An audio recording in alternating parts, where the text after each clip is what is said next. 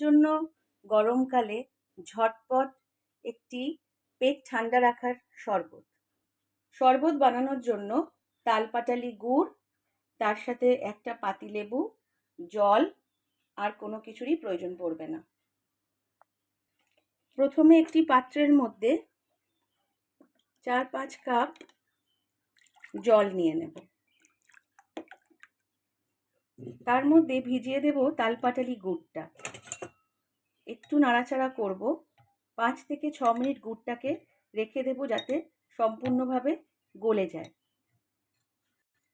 অনেকক্ষণ নাড়তে নাড়তে 5-6 মিনিট পর দেখব গুড়টা সম্পূর্ণভাবে জলে গুলে গেছে।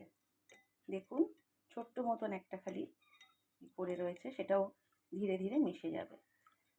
জলের পরিমাণটা একটু বাড়িয়ে দেব। দেখুন জলের পরিমাণটা কিন্তু আমি বাড়িয়ে দিয়েছি। এবার পাতিলেবুটাকে আমি কাটবো,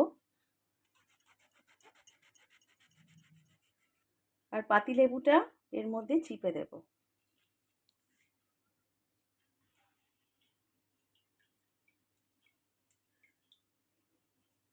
দেখুন পাতিলেবুটা পুরো মিশিয়ে দিয়েছি।